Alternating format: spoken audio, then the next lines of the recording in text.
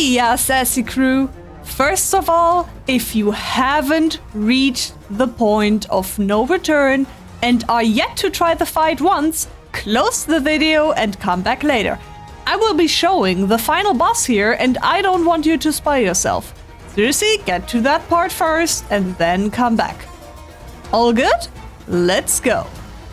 Aenshin is quite the large and impressive monster.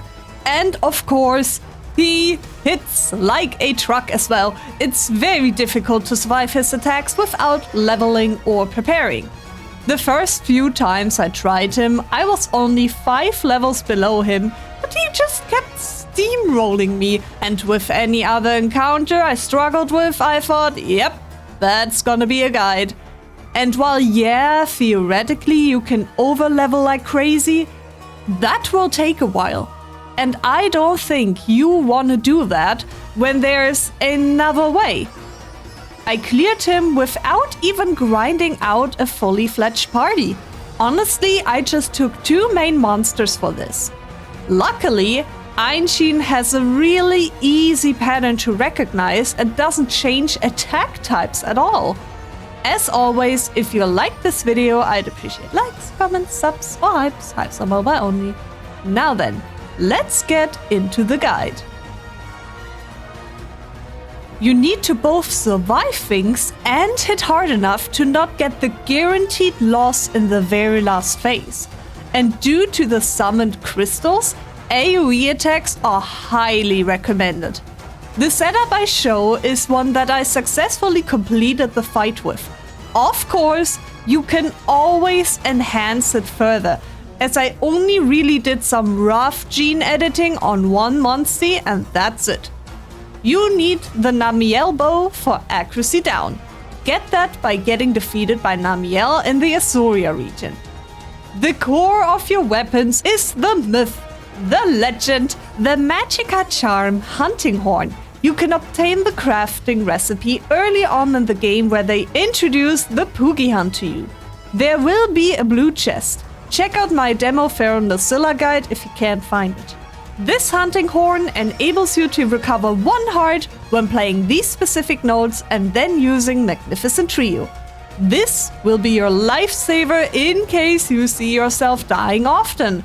And this will probably be the case if you didn't grind and min-max like crazy. Last, you need a hunting horn with Springy Staccato to increase your buff rank, and Lyrical Legato that makes your buffs last longer. For that, I use the Arcveiled Hunting Horn. You might have enough materials already thanks to the boss fight.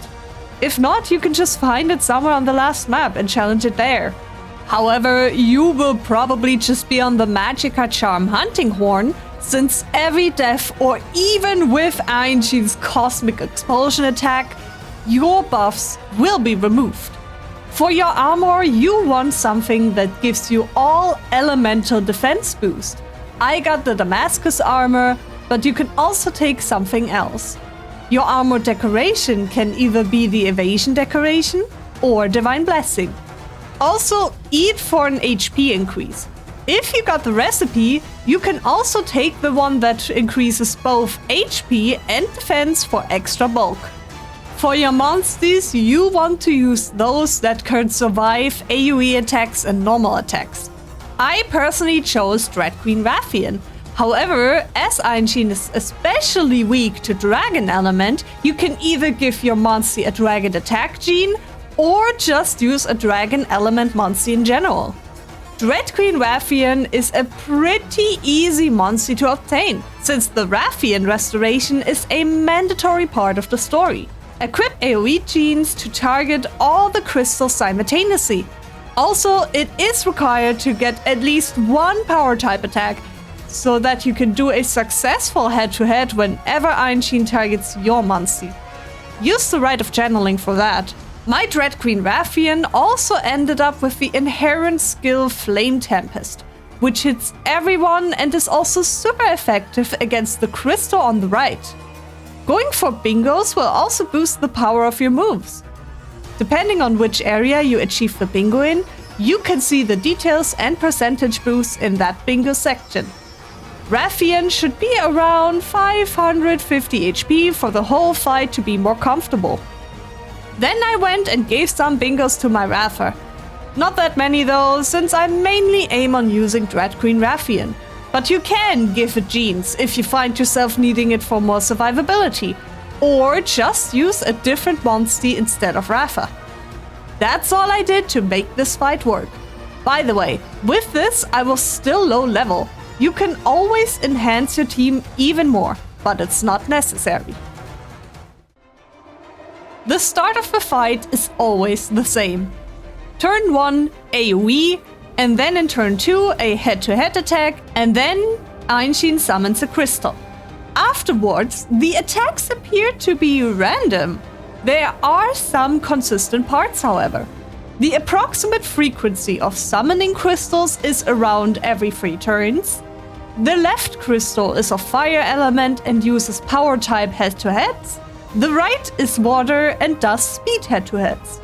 The ultimate AoE is always predicted 1 turn beforehand by the crystallized battle armor.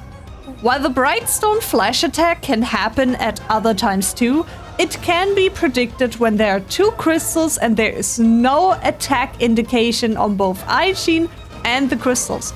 However, if you're unlucky, it might also just be because the crystals decide to do buffs or other AoEs, which also don't give you an attack indicator.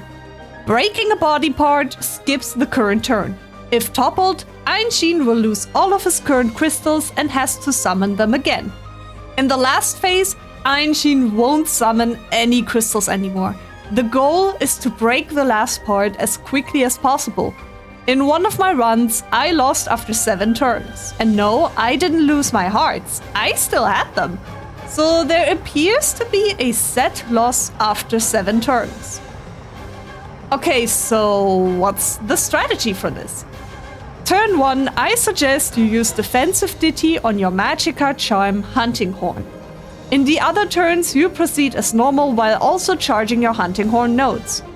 If you already have 3 hearts and the nodes stored up, you can switch to either Nanami Elbow to apply accuracy down to Aenshin, or you enhance your Defensive Ditty effect using Springy Staccato with the other Hunting Horn. Fill up your Kinship Gate. When it's full, you swap to another Monstie. If your secondary monster can take a big attack, only swap to it when you know that Aenshin will do a head-to-head attack. Make sure to have full Kinship ready for the ultimate attack. While your Monstie can tank it with 1 crystal up, you yourself most likely won't. So ride it during the ultimate attack. Reapply your defensive abilities when Aenshin removes them during his AoE tail attack. Use your AoE attacks when Aenshin got his crystals up. But watch out that you don't accidentally trigger a bad head-to-head. Always select the enemy that your A attack is good against in terms of the rock, paper, scissors system just to be safe. Use your vital essences when the time's right. Meaning, if, for example, you have 2 hearts and a strong attack is coming that you know is gonna kill you, use it in that very moment. Don't waste your rides to tank an attack if you are about to either stagger, topple, or break apart in that very turn. Aenshin won't be able to move there, so use that to your advantage. For the part breaks, you can always see how much part damage your attack will do when you select a move and hover over that part. Same goes for your Monstie, by the way, when you are the one to select the move. So you could also just select the same move your Monstie was about to do anyway, so you can see how much damage it does, and then back out. Once you reach the last pre-final phase part break part, it's now your job to both whittle down the part HP as well as to get kinships filled up. And make sure you are at 3 hearts the turn you are about to break that final part, since you can't afford to lose out on damage in that final phase. So you just dish out as much damage against the core as possible. Go all out with kinships and stamina, though still keep the defense S and evasion S buff up using defensive ditty just to be safe. If you got kinships, use them, especially when Aenshin isn't doing a single target or head-to-head attack. Also, in this final battle, you can do a special kinship attack that is only available there. A double kinship with our goat Simon. Here it is in its full glory.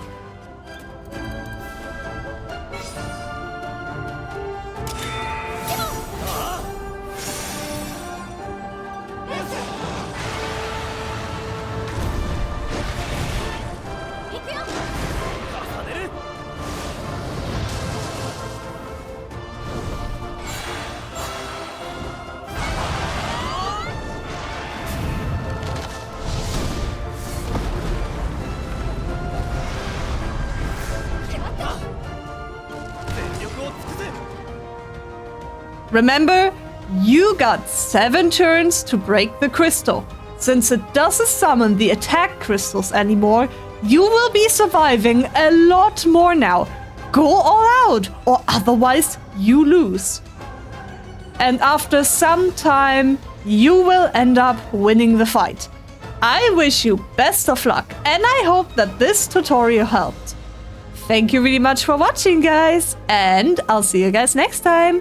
Bye-bye!